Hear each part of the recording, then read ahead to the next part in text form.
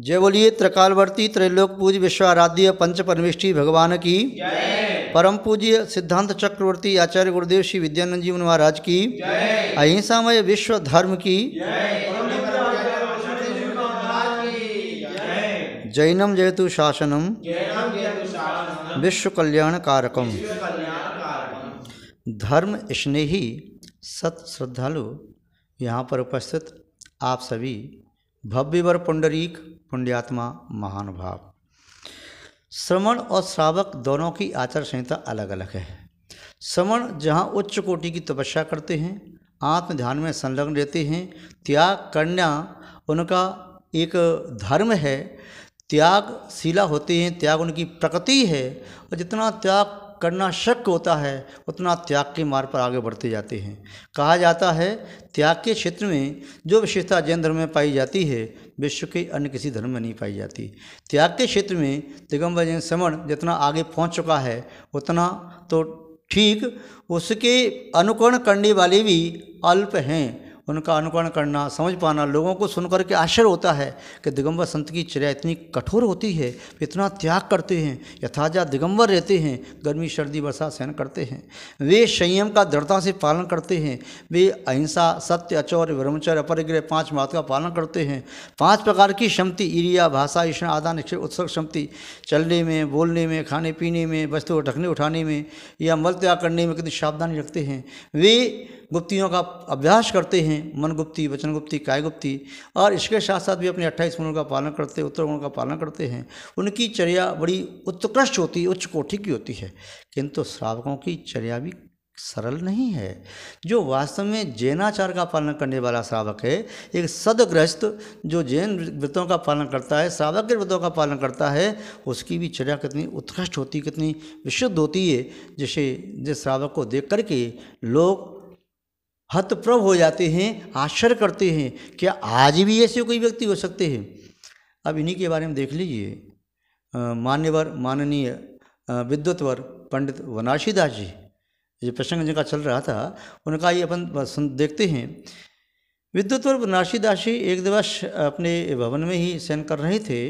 उनका कोई भवन ज़्यादा बड़ा लंबा चौड़ा नहीं था, एक छोटा सा ही घास फूस मिट्टी से बना हुआ मकान था। और उस मकान में रात्रि में तत्व चिंतन करते करते विश्राम तो कर रहे थे पर नींद नहीं आ रही थी। बस निरंतर वो समस्या नाटक लिखा था, उसका चिंतन चल रहा था। आचार्य कुंतकुंज स्वामी ने क्या गजब का लिखा है। यह शरीर पुद्गल है, आत्मा अलग है, आत्मा तो शक्ति के अपेक्षा शुद्ध ही है, आत्मा के अलावा मेरा संसार कुछ भी नहीं है। ये सब हैं पुद्गल के खेल, इनसे ना ही हमारा मेल। ये सब चीज़ अलग हैं। पुद्गल नव धर्म धर्म काल, इनसे न्यारी है जीव चाल। चिंतन करते करते वे वहाँ संलग्न थे। तभी उन्होंने देखा कुछ पदचाप सुनाई दी। और पदचाप ऐसा लगा गली से कोई निकल के जा रहा है, पर जा नहीं रहा है, वो तो अंदर घर में ही आ रहा है।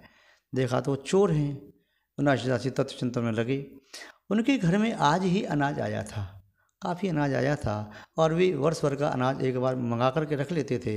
उन्हें गेहूँ आदि को धुलवा करके धूप में सुखा करके शोधन करके उनकी माँ और वे अपना अच्छी तरह से परिपालन करते थे। अब चोरों ने देखा यहाँ अनाज रखा हुआ है तो उन्होंने अपनी पोटली बांध ली। पोटली बांध करके उन्होंने देखा कोई यहाँ है ही नहीं, इस लगता है सब सो रहे हैं या कोई है नहीं यहाँ तक। तो एक ही पोटली उठा करके वे चलने लगे। जितना उठा सकते थे एक दूसरे के सिर पोटली उठा कर रखने लगे। अंत में एक चोर रह गया, पोटली उसने भी बांधी, किंतु पोटली में इतना गेहूँ रखा होगा कि अकेला उठाने में असमर्थ था।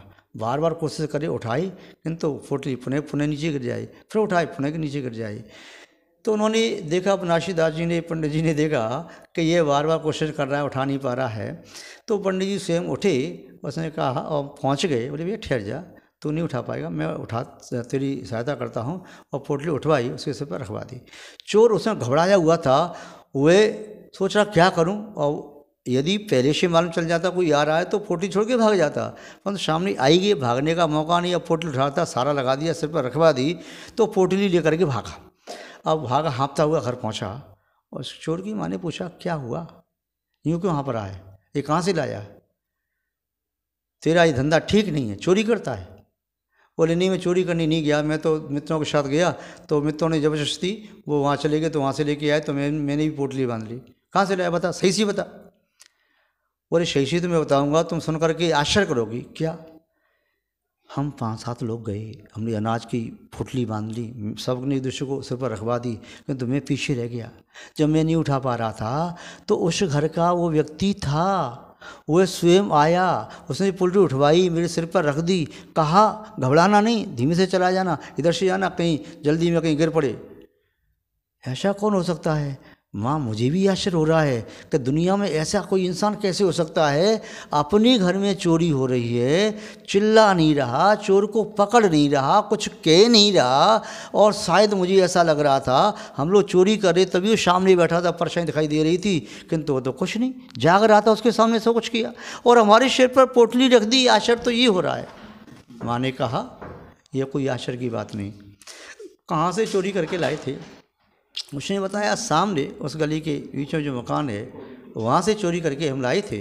अच्छा, माँ ने कहा लगता है वह तो जैन श्रावक का मकान है, पंडित बनारसी दास जी का मकान है, वहाँ से लाए हो?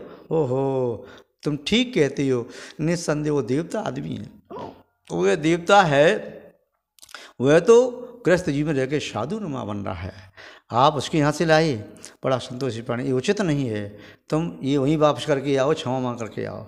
और वह वापस करने जाता है। कहने का सही है कि जैन श्रावक में इतना धैर्य, इतना पेशेंस हो सकता है कि अपने सामने अपनी वस्तु कोई लेकर के जा रहा है और वो इतनी अमीर नहीं कि कोई ले जाए तो चलो कोई बात नहीं, मेरे पास और कुछ है, किंतु नहीं, जो वास्तव में संसार शरीर भोगों से उदासीन है, विरक्त है, जिसे आत्मा के बारे में भान हो गया है, ऐसा व्यक्ति उसमें आसक्त नहीं रखता। वह कर्म सिद्धांत को भी जानने वाला होता है। संसार के कोई भी व्यक्ति आ जाएं, कोई भी व्यक्ति मेरे भाग्य को छीन करके लेके नहीं जा सकते, और मेरे भाग्य में भूखा रहना लिखा है, मैं भूखा रहूँगा, पुरुषार्थ अपना करूँगा, जो मुझे मिलना है वो तो मिलेगा, कोई लेके जा नहीं सकता। तो महानुभाव धन्य हैं जैन श्रावक, विद्वत्वर बनारसी दास जैसे श्रावक, ऐसे एक नहीं सहस्रों श्रावक हैं जिनके बारे में हम प्रसंग सुनेंगे तो निस्संदेह हमारा चित्त आनंद से, हमारा चित्त उदारता से, गौरव से, स्वाभिमान से भर जाएगा। आज बस इतना ही, शेष चर्चा अपने बाद में करेंगे।